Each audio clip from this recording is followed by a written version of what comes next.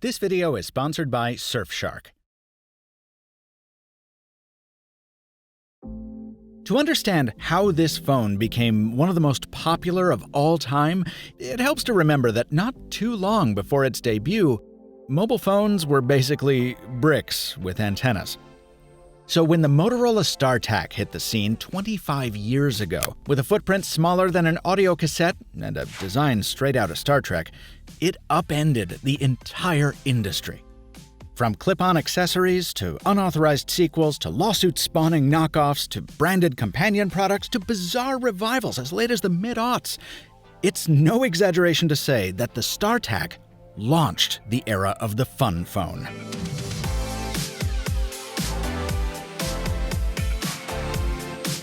Now, I sourced a lot of StarTACs for this video, but this model 7868W for Verizon, it's a family original. Yeah, this one belonged to my brother, the eponymous Blakester, from about 2000 to 2002. And despite being over 2 decades old, it's in remarkably good shape. Part of Motorola's value proposition at the time was durability. This was the same period it was building phones for Nextel users who weren't above using their phones as hammers. So Motorola made the StarTAC from the same tough plastic that doesn't damage easily and hides it well when it does. And unlike today, where it sometimes seems companies will take any excuse to omit options, the StarTAC retained many standard features of its time. The battery built into the flip was removable, came in several sizes, and depending on model, was one of the first lithium-ion power packs to be used in mobile phones. The 2.5mm earphone jack was standard for an era when bans on driving while talking were just starting to hit the books. The antenna extended for ideal reception, and to tell you whether or not you had cellular coverage, you had a service LED that flashed green for service, yellow for roaming, red for none. Fun fact, the TAC in the name stands for Total Area Coverage, an acronym that goes all the way back to the Dynatac of 1984. Oh, and while the ringtones are typical of the late 90s, aka soul-piercingly terrible, the StarTAC was the first cell phone to give you an alternative. Yep, you know vibrate mode? Well, you can thank Motorola for being the first company to bring it from pagers to cell phones. When you cram all those features into a package that even today seems remarkably compact, well, it's basically a license to print money. The first StarTAC launched at an eye-watering $1,000, despite being an analog-only phone that could only handle voice calls. Now, within about a year, prices came down as carrier partnerships were signed around the globe, resulting in over 60 million StarTACs being sold over the next few years as digital variations hit the market. My brother's 7868W was one of the CDMA versions for carriers like Verizon. But much more interesting to me are these anomalies from across the sea. Now, these are two different takes on the Rainbow StarTAC model, which I teased in the intro as an unauthorized variant, because at first, Motorola did not want it made. This story comes to me from Ben Wood over at the Mobile Phone Museum. Apparently, in 1996, Motorola's European team had two things: a bunch of leftover plastic from a colorful phone called the Motorola Flare, and inspiration in the form of Volkswagen's limited-run Harlequin from the same year. The story goes that the European Motorolans asked Chicago headquarters if they could use that surplus plastic to make a phone with this colorway. And when headquarters denied that permission, well, the European team took the Admiral Kirk approach. The word, sir, the word is no. I am therefore going anyway. Yep, the folks at Motorola's Easter Inch plant in Scotland made it anyway, despite the fact that it was more difficult to build because the different color plastics had different durability characteristics. That's why only one color configuration was offered, and only on the cheaper StarTAC 70, with its inferior display and lighter weight build quality. Nevertheless, it was eventually authorized, and Motorola would go on to sell between 70,000 and 125,000 units, all during the summer in which it was released. So why does it appear as though I have both a Rainbow StarTAC 70 and a Rainbow StarTAC 130? Because this one is counterfeit.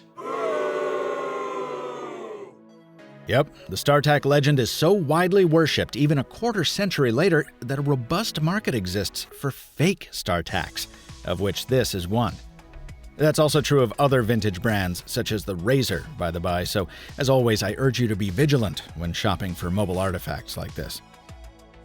That same appetite for all things StarTAC drove an absolute avalanche of accessories and branded tie-ins when the phone was still on shelves. I'll show you those, plus a knockoff so similar that Motorola sued Qualcomm over it, after a word from my sponsor. I'm not traveling as much as I have in years past, but I'm still using today's sponsor just as often. While Surfshark VPN is great for safely browsing on a public hotspot, it's also a powerful tool for preserving your privacy at home. Look, I make my living thanks to the advertising that goes alongside my content, but some ads come with an uninvited guest, malicious software. Surfshark helps fight that malware, and it also hides your IP address, which makes it tougher for bad actors to target you. If you think your internet service provider might be throttling your speeds based on usage, Surfshark can help level the playing field. And it works on your computer, tablet, and your phone. Try Surfshark now at the link below and use promo code MrMobile. You'll get 83% off a year's subscription and 3 extra months free. Thanks to Surfshark for sponsoring this video. Okay, to understand this accessory, you need to understand the limitations of even late-model StarTACs like my brother's. Sure, you could customize the banner text, even connect to the internet through a tiny browser, but for calendars, reminders, even a humble note-taking app, no way, you're out of luck. See, in the early 2000s, if you needed that kind of functionality, well, you typically carried a PDA, like a Palm Pilot. Motorola couldn't fit that kind of functionality into the phone, but sensing an opportunity, it built a PDA of its own that plugged into the StarTAC's accessory port and ran on 2 big coin cell batteries. With the clip-on organizer, you could manage a calendar, keep a to-do list, and store 1,000 contacts, even dial them directly from the organizer. Sure, typing without a touchscreen was an exercise in frustration, but it came with desktop software. Interactive CD-ROM. So you could do all that work on a Windows 95 PC.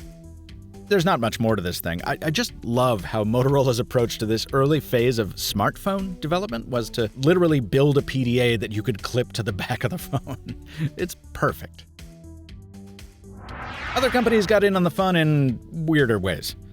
StarTAC Passion on Instagram sent over a pair of StarTAC calculators, which I guess were sold as novelty items. Of course, everyone and their brother got into the belt clip and case game, a particularly shameful period in mobile phone fashion. A folded over piece of leather stuck together with this elastic midband so it could expand, and then these would get like kind of instantly ratty and dusty and stuff, and they didn't hold their shape when they were, oh God, there's just nothing that would instantly cheapen a phone back in the day as putting it in one of these crappy cases. Even, this is brand new. This is brand new and it's already just malformed, misshapen lump. Ugh, let's get rid of this. And on the higher end, apparently Fossil Group licensed the StarTAC brand for a special edition wristwatch. It doesn't do anything special, it's literally just a watch dressing up as a phone. And it's possible it never went on sale and was only issued to Motorola employees, but it's just one of scores of examples demonstrating the pervasiveness of the StarTAC brand at the time.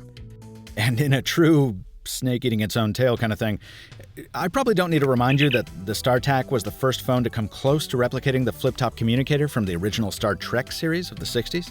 But you probably didn't know this. When the props department had to devise a new communicator for Star Trek Enterprise, the then newest Star Trek spinoff in 2001, the signal and battery graphics on that communicator were copied directly from the Motorola Timeport, the StarTAC's close cousin. It's a wonderful case of art imitating life, imitating art. Now, one company that was acutely aware of the power of the StarTAC was Qualcomm. Yep. The very same company that makes millions of Snapdragon chips powering modern smartphones all over the world at one time made mobile phones itself. And this was one of them. Eventually, I'd love to do an entire episode on the Q phone, which was basically a showcase for Qualcomm's CDMA technology that powered Sprint and Verizon's networks. But for today, the key takeaway is that the Q phone looked a lot like the StarTAC. So much so that Motorola sued Qualcomm over it, calling the design, quote, an intentional effort to copy the design and to confuse consumers, unquote. This spawned a series of additional suits and countersuits, and at pretty much every stage it was Qualcomm that prevailed, with Judge Napoleon Jones, dope name by the way, ruling essentially that the phones were different enough, and that Motorola was not entitled to a monopoly on the clamshell form factor. Considering my own long history with excellent clamshells from other manufacturers, I gotta say I'm pretty glad this went the way it did. The StarTAC's white-hot glow would eventually fade, but that decline was reluctant and prolonged, with Motorola authorizing 2 spin-offs for the Korean market, this one from 2004 and another as late as 2007, the same year the first iPhone came out. Today, it's an archaic callback, too old even to be legally activated on a wireless network, utterly unusable in a text and data-first world. But 25 years ago, it's no exaggeration to say that the StarTAC changed the nature of the mobile phone. I was able to speak with Motorola engineer Glenn Schultz, whose first big project at the company was the StarTAC. And the thing that he told me that stuck out was that on his first day, he was placed with a mentor at Motorola who kind of pulled him aside and said, look, if you remember one thing, remember this. Nothing we do here is easy. Everything is hard. And personally, I think a big part of the reason Motorola continues to endure in a very competitive market despite multiple takeovers is that it keeps doing the work despite the work being incredibly difficult. Like cramming a folding screen into a rebooted Razr for the 2020s. That's one of the things that cements a legacy, being the kind of company that then and now keeps phones fun.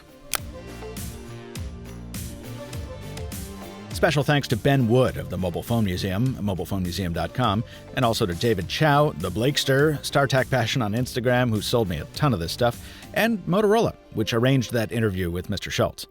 As always, Motorola had no editorial input into or early preview of this content and provided no payment in exchange for its production. Hey, if you owned a StarTAC, share your memories down in the comments. I'd love to hear them. Until next time, thanks for watching, and remember to stay safe and mask up when you're around others as you stay mobile, my friends.